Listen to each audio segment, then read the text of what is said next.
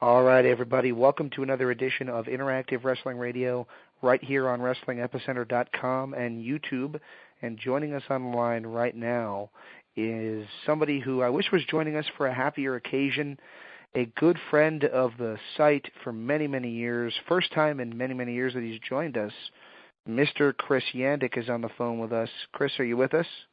Hi, James. How are you? Always good to speak with you. Would have been better under more positive terms, but that's just how it goes sometimes, as you know. Absolutely. And for those who don't know, we recorded an interview last night with Lady Tapa, who is a gut check finalist in TNA, and we encourage everybody to go and vote for her to get the gut check knockouts contract. But before we air that interview, we had to dedicate this edition of the show to the memory of Michael Moody, a.k.a. Paul Bearer, a.k.a. Percy Pringle III, former guest on our show, absolute legend in the world of professional wrestling, and unfortunately he passed away at the age of 58 earlier today, so we wanted to make sure we dedicated the show with it, and there was no better way to dedicate the show than to have Chris Yandek joined us, because Chris Yandek, for those who don't know, was instrumental in us getting our one and only interview with Paul Bearer back in 2005, and actually was co-host on that interview with me. Well, what's interesting to note, James, is I honestly don't remember that, but I will take your word at it. I honestly just don't remember that. It's been so long. But what I will say is first off, interesting enough, I just had spoken with Paul Bearer back at the end of January, and on my website, cyinterview.com, the letters CY, the word interview.com, a lot of people are going and listening to my conversation with him from last month. We brought back some of our favorite people from the world of professional wrestling. For some of your audience who might know, I interview people from all walks of life, from Hollywood to politics to sports and everything else in between now. And we brought back Paul Bearer to talk about where he was in his life today. And, he said in that interview, that I know that my time is coming as far as getting into the WWE Hall of Fame. And, he was someone who just really appreciated the whole experience of being in professional wrestling. He was a fan. He was an historian. He was, of course, one of the greatest managers in professional wrestling history. But Paul Bearer was the kindest person you ever met if you had a chance to really get to know him. In over 10 years, I did a set of interviews with him. He was on my wrestling radio programs back in the day. He used to come in and participate when he wasn't a guest on my wrestling radio programs back in the day. And what I would say to you more than anything else is he was just one of the most down-to-earth people, one of the few people I take from my pro wrestling days that I kept in contact with as I left professional wrestling behind to interview people from all walks of life. Besides professional wrestling. So, this is a great loss. It was just unbelievable to have that wonderful conversation with him, moment with him, share those emails at the end of January and talk about that and talk about Foley and The Undertaker and not knowing if The Undertaker was going to work or not as a gimmick, after that experience. And, of course, it did. And, I said to him jokingly, I'm like, I was 12, but now I'm 27, and Undertaker and Kane are still here. Did you think they'd still be here? And, of course, he said, yeah, of course I thought they'd still be here. And I'm like, well, I didn't know about that either way. So what I would say is I want your listeners to go to cyinterview.com, the letter CY, the word interview.com, and listen to Paul Bearer's arguably last interview he ever did before his passing. He was a big Alabama Crimson Tide football fan. And, of course, was a real-life mortician and still, of course, was a licensed embalmer in 4 different states as well. And anybody who ever really got to know Bill Moody learned of somebody who really understood the business and tried to see the positives in professional wrestling when, for many fans these days, the positives aren't what they once were 10, 12, 15 years ago. I would agree, and he was a nice guy when I interviewed him. I didn't have much interaction with him other than that one interview, but I'm glad that we did it. Chris, I will put it up on YouTube for you so you can check it out and hear one of your old interviews that you might not have heard before. So I will absolutely do that. But I did want to dedicate this edition of Interactive Wrestling Radio to the memory of William Moody and all his fans. And yes, you're right, he absolutely was a tremendous manager. And, I think you can go as far as to say that he was the turning point of the Undertaker character because logistically it made absolutely no sense for the Undertaker to be managed by Brother Love. So bringing in this character, which had legitimacy. There we go, easy for me to say. Like William Moody to play the role of Paul Bearer, considering he's a licensed embalmer, which, that brings a level of creepiness anyway with it. Bringing that person and playing that role really added an element to the Undertaker's character that was necessary. And in the early stages of the Undertaker's career, he was an integral part because he was the promo guy. He was the voice that talked for the Undertaker until the Undertaker really broke out on his own promo-wise and didn't need him as much, I guess, if you could say that. Patrick, would you agree with that? Sure, absolutely. Actually, the Undertaker gimmick as a whole was basically just a vehicle to hide a lot of Mark Calloway's weaknesses. He couldn't tan really well. He was really pale, so all right, we'll have him look like a zombie, so being pale will actually be a benefit because it'll help the look. And by being a zombie, it means he won't have to sell because at the time Mark Calloway wasn't very good at selling. And he also wasn't very good at promos at the time, so Paul Bearer, which, by the way, is an excellent wrestling name. That is one of the best wrestling names I've ever heard. Paul Bearer, that's just brilliant. But using him with that voice and, oh, yes, and all that great stuff and theatrics that they put into that character, Paul Bearer really did sell the Undertaker gimmick, and I don't think it would have worked without Paul Bearer in those early days. And another thing, Paul Bearer, we think of him as being one of the greatest managers of all time. How many male managers were babyfaces back then? I mean, there weren't many. So not only is he didn't come in as a babyface, he didn't come in as one, but he became one. Absolutely, yeah. Yeah, and there weren't a whole lot of them. So that's another major, pin in his hat there is that he was one of the greatest babyface managers of all time as well. And he was a great heel when he needed to be as well. And in this modern-day wrestling era where managers, they're kind of making a comeback with Zeb Coulter, with Jack Swagger and everything, but, we still we're starved for managers, and we love having those around. And Paul Bearer was an excellent example of how to do a manager right, and he really helped out that Undertaker character, absolutely. And Kane, too. And Mankind. I mean, he was just successful pretty much every time they paired him up with somebody. Well, I think it came all full circle truly at WrestleMania 14 when you had Undertaker versus Kane the first time, and Paul Bearer was on the outside. I think that was truly the highest peak of those two individuals, and of course Paul Bearer was instrumental in both of their careers being successful over the long period in Hall, and then they were able to go beyond his time within the World Wrestling Entertainment as well. And honestly, to tell you the truth, there's just no one who gave more contributions. Ricardo Rodriguez, who's currently, of course, one of the managers, maybe the only male manager, I believe, I've been told, in the World Wrestling Entertainment. He was mentoring him and giving him advice when he asked for it. So he was still, very instrumental in today's young talent, and he wanted to see more of that. And I think just truly, I don't think people realize what we have truly lost as far as a mind and as far as intelligence goes. He was truly somebody who understood, and he thought he lived, he thought he breathed, he ate, and he slept professional wrestling. And I give him all the credit in the world for that. I truly do. And if you really got to know him and you really got to speak with him, you realized he was just always positively willing to encourage someone. He sounded so great last month. He sounded, and I heard about all the health challenges that he had dealt with in recent years, but he sounded so alive and so well put together. And when I was told about this morning, I was just so beyond surprised. And again, one more time, I want your listeners to go to cyinterview.com, letter CY, the word interview.com. cyinterview.com. And listen to Paul Bearer's last interview. I mean, arguably, as far as I can tell anyways. But it was really great connecting with him, and, lucky like that, as you very well know, James. Yeah, and unfortunately, Chris, you have a history of doing the last interview with guys. You were also the last interview of Freddie Blassie. Yes, you were. A very good memory, indeed you do. It's just one of those moments in time, and I can't believe we're coming up on 10 years in regards to that. What's interesting to note, one thing you might not know that he talked about last month, when he, early in his wrestling manager days, he dyed his hair blonde for Percy Pringle. For someone he looked up to, of course, which was Bobby Heenan. There you go. And I remember he was talking in our interview about, owning magazines of Bobby Heenan bleeding on the cover, and saying that's what I wanted to do. So that's what he did, and he lived his dream. He totally lived his dream.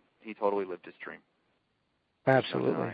Well, like I said, this show is absolutely 100% dedicated to the memory of William Moody, Percy Pringle III, Paul Bearer, as we best know him. And we hope everybody enjoys the interview. Hope everybody doesn't take this as a downer, because the interview is actually pretty funny and uplifting. But we had to do this dedication. We did the interview last night. We got this news today. So there was no other way to start this show than with dedicating it to Paul Bearer. So thank you, everybody, for tuning in. Thank you, Chris, for joining us. No problemo. Thank you as always, James. It's always good to talk with you. Good luck and keep up the wrestling work that I have no longer chose to keep up the whole time. You got out at the right time, I'll say that much. And I hope everybody enjoys the interview in just a few moments. Stay tuned for more here at InteractiveWrestlingRadio.com.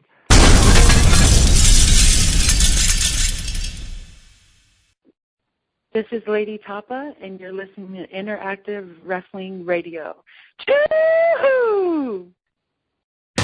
Interactive Wrestling Radio.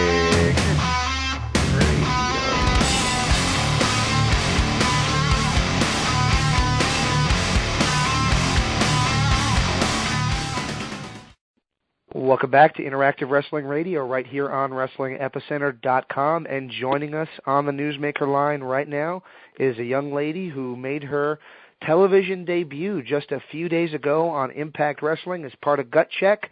Lady Tapa, the niece of the Barbarian. Miss Lady Tapa, are you with us? Yes, I'm here. Thank you for having me on your show. It's great to have you on. I got to tell you, it was great to see you on Gut Check. How did you enjoy the experience of being on Impact Wrestling? Wow, being on Impact Wrestling was a great opportunity. Started wrestling 2 years ago, and just to be able to, be on TV that quick just to show them what I can do and have the opportunity was a great experience. Meeting all of them and just them giving me feedback on everything. I truly appreciated the opportunity, and I'm just looking forward, for the outcome this coming Thursday. So hopefully everything will go through, and hopefully they see something in me and give me the opportunity to work for them. Excellent. Well, one thing I want to ask you about is that the match that you had in the Gut Check was actually on live TV. This is one of the, the impacts that they do, in real-time live television. Is that something that you found more exciting and made it more of a desirable situation for you? Oh, man, just being on live TV and knowing that, working the independent circuit, I've wrestled in front of 5 people to 1,000 people, in just 2 years. And just to know that I can have the experience to wrestle on TV, knowing that millions of people tune in to watch TNA, Impact Wrestling. I mean, honestly, I wasn't even nervous or anything because I felt like, this is the opportunity you have. You've already worked the independent circuit. It's just like being in front of the people. You give them what they want, And I just having the opportunity to show people what I can do, I hope, everyone could see something in me and say, hey, that girl right there is a beast. You know what? I was watching, and I don't want to say that I thought you were a beast, but I said, you know what?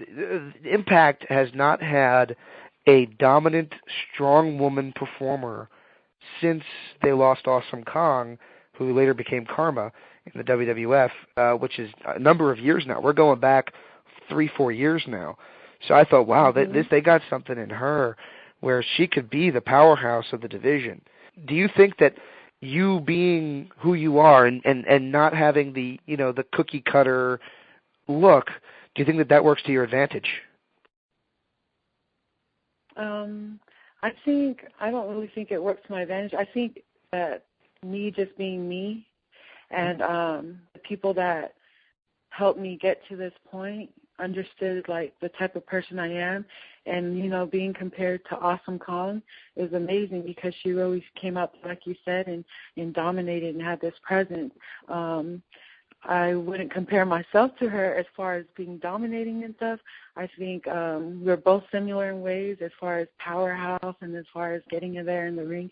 I think I can bring something even more different, just from my background and just from the type of person that I am inside of the ring, that dominant fighter. Like, I really, truly have this great passion for wrestling, the art of it, and just knowing my uncle, the Barbarian, and watching him as a little kid growing up and actually being here now is just a great blessing and experience. What did he think of you getting involved in wrestling, he being the Barbarian? What was that? What did he think of your decision to get involved in pro wrestling? Oh, he was so happy. He was so happy, and he had this long talk with me because he said, it's not an easy business to get into. If this is something you want to do and you want to start, you got to stick with it, and you can't give up. Don't give up. If this is what you really want to do, don't give up, because he knows me growing up. I've always been in athletics, played volleyball, basketball, ran track, and that's just always been in our family. We come from a very athletic family. I played professional football, and really? Women's tackle football, not the lingerie football. Not lingerie ball, but real tackle football. Really? Who did you play for? Independent Women's Football League, and I played for the Carolina Queens. Excellent. What position? Professional football for 3 years. Middle linebacker, and tight end. Mm-hmm. Very cool. Wow. So you really do have a well-rounded background in sports. Yes. So I feel like all these sports that I played in the past has led me to this point and actually helped with wrestling. A lot of different techniques that we use in wrestling, I found like with football, different things, When I first started wrestling and training, I just couldn't believe like how you would never, growing up and watching my uncle, you would never know. Like, I've never been to see my uncle train. I always come to his shows and watch him on the TV and everything. But just to know what it takes, behind the scenes to prepare your body, get your body right, learn all the different moves, all of that, it's just like so much respect to all the wrestlers out there that have to do that, because it's not easy. It takes a lot of heart, a lot of hard work and dedication to do this. And I just know, like I said, I have this passion for it and this drive. Like, I really want to show the whole world, whatever happens with TNA, I just want to show the whole world what I'm capable of doing. And I have one thing on my mind, and that's go to the top. Recently at the NFL Combine, a lady by the name of Silberman tried to perform an act of kicking. She tried to be a kicker and didn't have the greatest of success. The NFL seem to view it as a publicity stunt for her. What is your opinion? Do you think a girl could play in the NFL? I truly do feel like a girl can play in the NFL. I think it just depends on what she can handle, Like, men have a different body type for women, but I've seen that. And I think when she kicked, I think her first kick, didn't she hurt her leg or something? I'm not sure. Yeah, it went 13 yards, and she said that she hurt her quad muscle when she did it.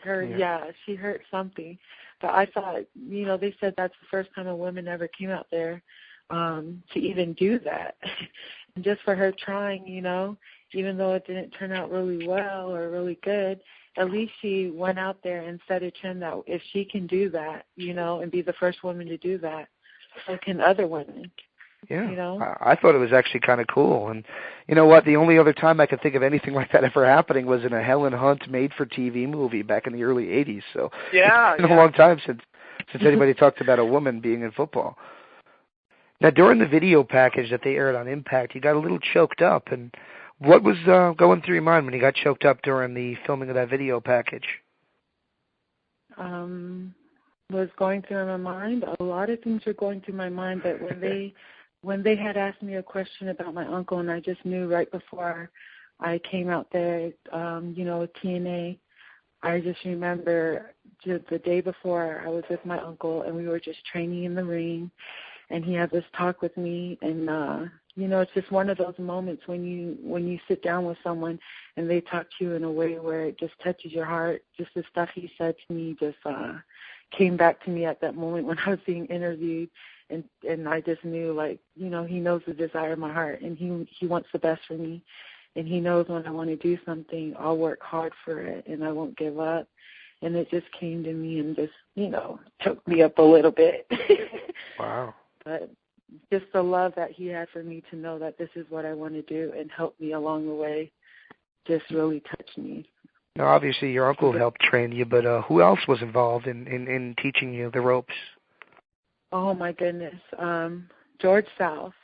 Wow. South taught me. That's a good place to start, I'll tell you that much. Wow. My uncle took me to him, taught me the basics of wrestling. My uncle would come in, train with him. Also, my husband would get in there. He trained with me. We worked on so many different things as far as who am I and who am I going to be in this ring, I've worked with George South, my uncle, my husband, and also I worked with I would go down a couple of times to Fayetteville and train with Eddie Brown. So those people right there. I also went up to Knox Pro Academy up in LA and trained with Rikishi and Black Pearl and Gangrel. They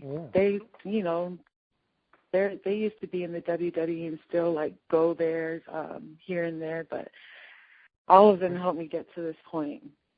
Excellent. And it's great that you mentioned the WWE, because I wanted to ask you, you look at their Divas division, they've got Natalya Neidhart under contract, they've got Termina Snuka, so they're really big on families and bloodlines and legacies.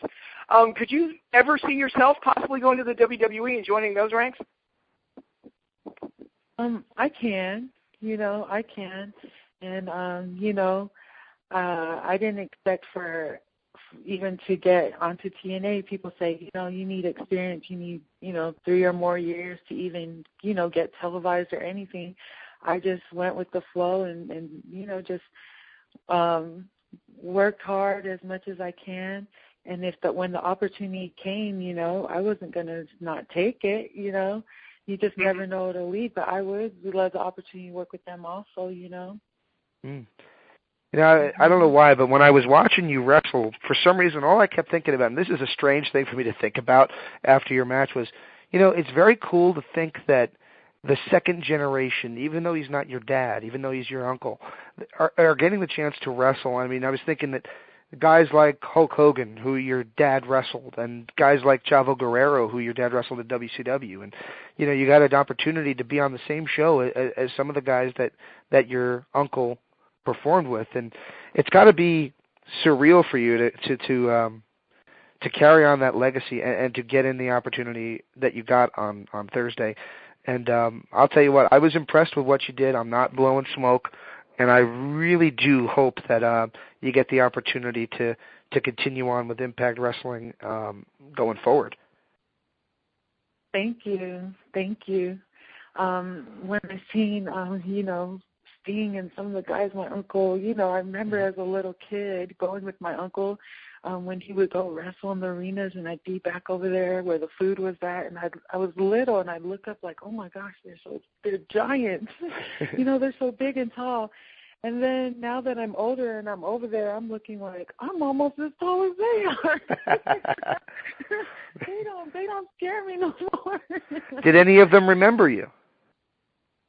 Oh, actually, I don't think any of them remembered me because I was just a little girl. I was probably like 8 years old. I was this tiny little girl walking around looking up to all of them thinking they are giants. Are they human beings? And now that I'm older, I'm like looking at them like, man, I'm taller than some of you guys and even almost taller than you.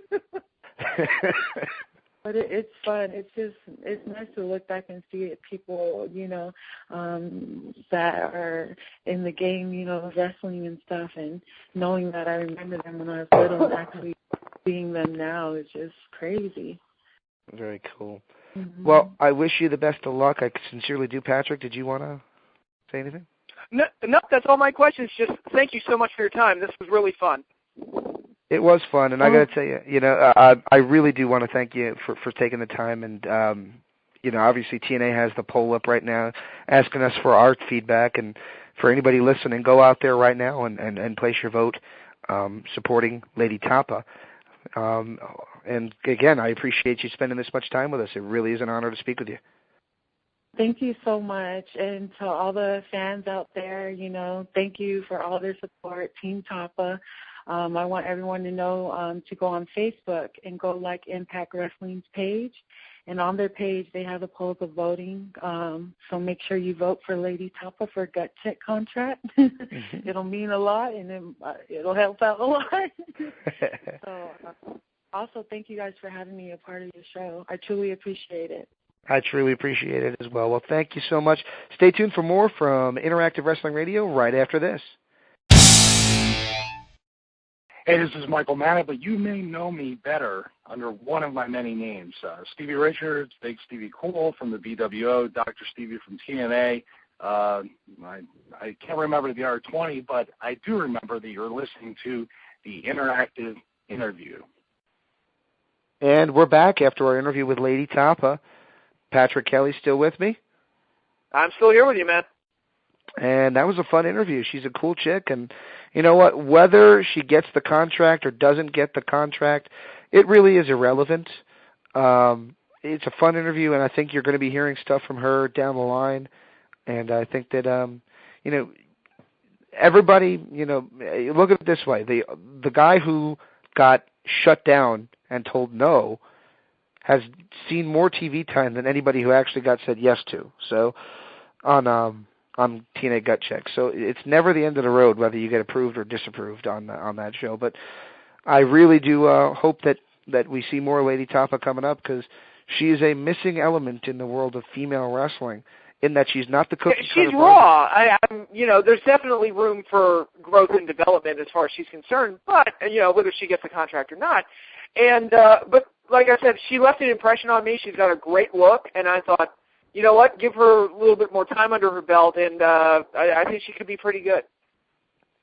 Absolutely. I think there's a lot of raw potential there, and I think that, I don't want to say raw, because I think she does have a lot going for her already, but I think that a few more, I don't want to say a few more years, but a little bit more time, a little bit more TV time, a little bit more, even a place like OVW would be a great place to send her to learn the ropes. Because look what OVW has done for guys like Rob Terry. I mean, he has come a long way. He actually looks confident now.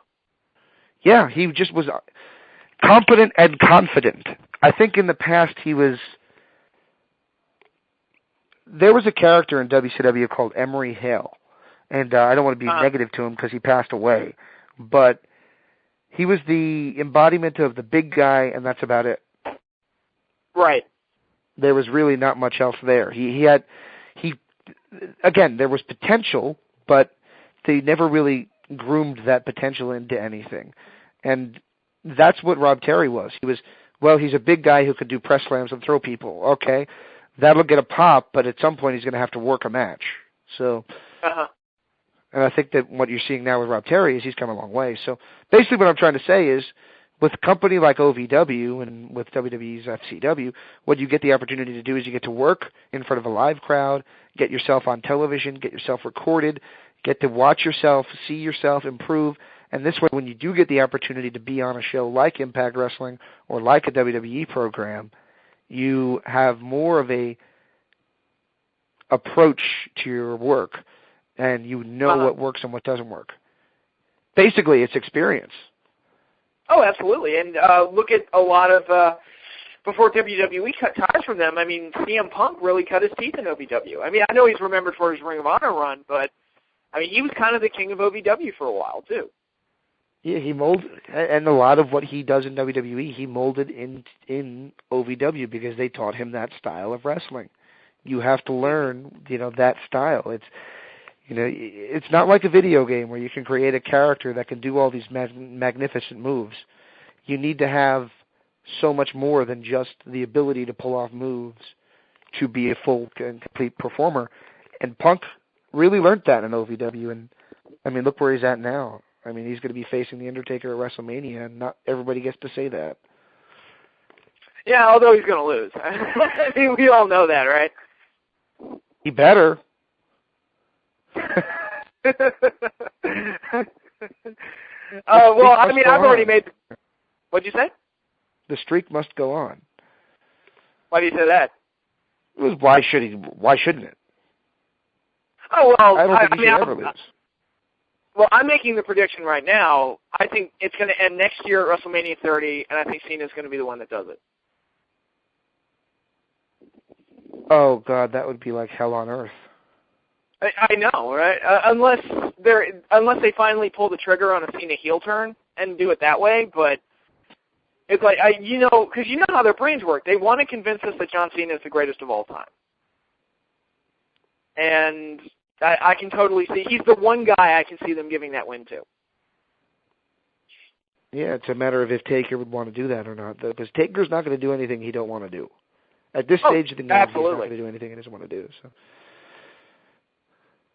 Well, last Monday night was the old school Raw, and our partner Nick Knoll is not joining us this week. Really loved that show. I mean, he couldn't have raved enough about it. Oh, Nick. We love Nick. But, yeah, he didn't like the show too much. Personally, I thought there were a lot of mishaps on it, but I didn't think it was a bad show overall. They've certainly done worse. They've done worse. And you know what? I'm not going to say that it was a good show because I liked the set, because that's just asinine to say. It is cool to see the set, but the unfortunate thing is it does bring out the fact that set, in my mind, I associate more with the Lost in the Woods aspect of the WWF in the mid-'90s, where there was really not a lot of good characters and really not a lot of good storyline progressions going on. It was a lot of Ryback walking down the aisle and Mark Henry's music hits and they stare at each other in the aisleway kind of booking back then. And that kind of fit for the old school Raw because it was like, wow, there's literally no story here. There's nothing. So yeah. And that's going to be your main match. I did really like, even though I have no desire to see that match again, I did really like the Rock Cena segment. I agree. I mean, that pulled it off pretty well. And, the Old Age Outlaws looked okay in the ring, but it's just like, I don't think that they need to be Well, they look the same as they always do. Well, is that a bad thing? No, well, I mean, here's the thing about the New Age Outlaws. I don't think the people that hate on them and the people that love them and say they look great, they don't realize that, the New Age Outlaws never had a prime. They had a shtick. And it was just a matter of when the shtick got old, and when it got old, people started booing them and say, you can't wrestle. They go away for a few years, they come back, and now it's like, hey, they look great. And they're pretty much just doing the exact same thing. Yeah, I mean, well, but Billy Gunn, they're not spring chickens. They really aren't. So. Oh yeah. I mean, I don't know. Billy Gunn's starting to look like the murderer from Cape Fear. Especially with that hair, dude. It's like, come on. You give it up already. You're starting to get Hogan hair, all right? Well, Hogan has had Hogan hair since, 83, when he won the belt? Like, did that dude ever have hair? I mean, it obviously receded since then, but yeah. He used to get away with trying to cover it with a little white strip bandana, and then it became the whole head bandana. Uh-huh. So, yeah, that's about when I would say about right after WrestleMania 3 is when he basically conceded that there was nothing on top and he'd wear the whole thing. So. Well, I remember in the Attitude Era, they used to, obviously because that was when the Monday Night Wars were going on, they used to make fun of Hogan for trying to, quote-unquote, cover up a bald spot. I'm like, when has Hogan ever tried to cover up a bald spot? I'm like, there's always been a bald spot there. I don't really know what you're talking about. Yeah, I know. And the same people who made fun of it now are doing the same thing, like Shawn Michaels and I mean, seriously, Shawn Michaels dresses like Larry the Cable Guy now to try to cover up his head. Yeah, anyway. But we love Shawn, though. We do love show. I don't have a problem with anybody. And you know what? But yeah, Raw was an enjoyable Raw, and I'm glad they didn't go too far with the old school stuff, but they did enough of it. I don't want to get political, but I hate what they're doing with the Jack Swagger angle, because they're changing it from him being, you know, anti-illegal immigrants, which in theory he should be facing guys like Sin Cara and Rey Mysterio leading into WrestleMania. Well, I think that's the thing and why it kind of works, because even though some people can listen to what they say, it's like, oh, well, they kind of make sense. But then he goes after somebody like Del Rio, and it's like, but Del Rio's over here legally, so it's like you're a bunch of frauds.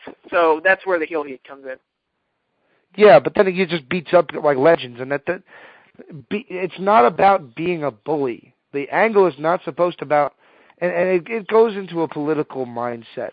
And the you know, every Full House episode had some kind of a moral tie-in to it. I believe I believe to some degree every Vince angle has some kind of moral tie-in. Now, morally, Vince is a Republican, and we all know that. But Vince also has illegal immigrant gardeners who tried to scare the shit out of him and Jim Cornette, and made them jump into the pool. So he already you know, has that going for him. So he's probably putting in his own mindset, saying that people who think that illegal immigrants shouldn't be here are bullies or something. And that's just that. I might be completely off base on that, but that's the way I feel about it, and that's why I'm kind of like, I don't like this story, Uncle Jesse. I don't like it. I think you're giving Vince McMahon a little bit more credit than he deserves, because I think he's just a crazy old man that just does things just to do them. I don't think he used to. I think that, you know, every band has maybe a 10, 15-year period where what they release is gold and great, and then they lose their way, and they rely on other people to write their music for them and things like that, and that's when it starts to suffer. And that's what happened in the mid-'90s for Vince. I think he lost his way, started relying on other people to write it, and to be fair, I think he still is with the writers that he employs, and it's just not been the same as his golden years. Right, well, I mean, it happens to anybody in entertainment. Look at directors. I mean, Francis Ford Coppola directed The Godfather, which is hailed as one of, if not the greatest movie of all time, but then he turns around, he made Godfather 3, which was absolutely atrocious, and he also made Jack, which is one of the worst movies I've ever seen. I mean, so how do you go from The Godfather to Jack? Yeah, you're right. And finally, last thing for the week, and then we're going to get the show online as soon as we can. The end of the Impact Zone, not entirely. They're still going to be filming some things there, here and there, but the end of the Impact Zone is the main venue for TNA. Yay! Yeah, I mean, it's sad to see it go, but it's also time. Oh, yeah. I mean, my God. And, you know, the best part about it is that now we'll actually get a sense of what is actually getting over in TNA, because, you know, people will say things like, oh, well, this guy's over in TNA. Man, he's mad over. And I'm like, yeah, he's over in front of the same 1,000 people that watch the show every week. That's not really a very good sample. Right. It's like Jerry Lawler. If you watched an episode of USWA TV, you'd think Jerry Lawler was bigger than Elvis. But you travel outside of Memphis, and not so much. Exactly. So, which, by the way, final note before we go. I've been rewatching all the WrestleManias, and I'm up. I just finished 24 actually, so I'm almost done. And whether you're watching pay-per-views or television shows or WrestleManias or whatever, if you want to, here's a dangerous drinking game for you. Take a shot every time Jerry Lawler says, "This is great." What was great? No, whenever Lawler says, "This is great," take a shot, and you will be dead by the end of the show. You'll probably, alcohol poisoning. Oh, no doubt in my mind. You'll groan loudly and fall on the floor during a primetime players match. No, I'm kidding. Ooh. Too soon, dude. Too soon. Maybe so. All righty, guys. Well, we'll see you next week. Maybe even later this week. We're not sure yet. I'm sure Nick's going to want to do something to talk about Lockdown, either pre or post game. So we'll see you guys soon, and we hope you enjoyed the Lady Tapa interview. What'd you say? I was saying we could do a post game Lockdown. No doubt. I'm actually ordering it. So. Yeah, I think that's what we should do. Hope everybody enjoys Lockdown. Enjoy the final impact from the Impact Zone, at least for a while. And thank you again for tuning in to Interactive Wrestling Radio right here on WrestlingEpicenter.com and YouTube.